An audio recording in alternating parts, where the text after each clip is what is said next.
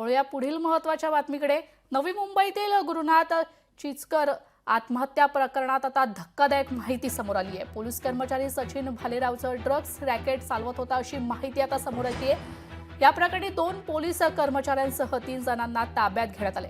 2 दिवसांपूर्वी बेलापूरमधील बांधकाम व्यवसायी गुरुनाथ चिचकर यांनी आत्महत्या केली होती। या प्रकरणी पोलीस आयुक्त मिलिंद भारंबे यांनी एसआयटी स्थापन केली आहे। या दरम्यान प्रकरणात ड्रग्स पूर्ण सिंडिकेट पोलीस कर्मचारी सचिन भालेराव सांभाळत असल्याची माहिती सूत्रांकडून मिळते। या प्रकरणात पोलीस कर्मचारी सचिन भालेराव यांना अटक करण्यात आली असून पोलीस कर्मचारी विजय पाटील यांना देखील आता ताब्यात घेण्यात आले।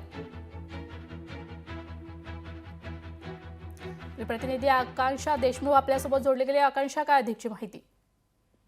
नक्कीच गेल्या 2 दिवसांपूर्वी नवी मुंबईतील बेलापूर येथे एका बांधकाम व्यावसायिकाने स्वतःला गोळी मारून आत्महत्या केली होती। मात्र या आत्महत्येनंतर त्यांनी एक जी नोट सोडली होती, सुसाईड नोट, त्यामध्ये धक्कादायक माहिती समोर आली। ते म्हणजे त्याला काही पोलीस कर्मचारी आहेत जे अंमली पदार्थ विरोधी पथकातील ते अधिकारी त्रास दिल्याचा आरोप त्यांनी केला होता।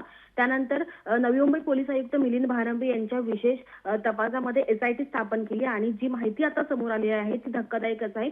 सूत्रांनी दिलेल्या माहितीनुसार यामध्ये 3 पोलीस कर्मचाऱ्यांचा समावेश आहे ड्रग्स प्रकरणामध्ये, तर 3 जणांना ताब्यात देखील घेण्यात आलेला आहे। यामध्ये पोलीस कर्मचारी सचिन भालेराव यांना अटक करण्यात आली आहे, तर विजय पाटील हे देखील पोलीस कर्मचारी आहे, यांना देखील ताब्यात घेतली असून पुढील चौकशी सध्या सुरू आहे।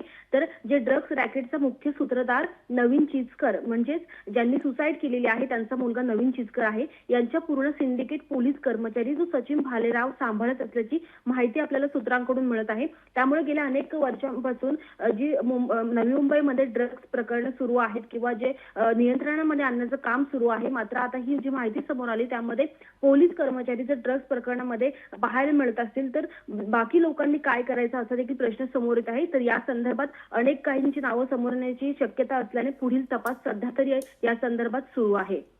धन्यवाद आकांक्षा, तुम्ही दिलेल्या माहितीसाठी। लोकशाही मराठी ऐका, पहा, जागरूक रहा।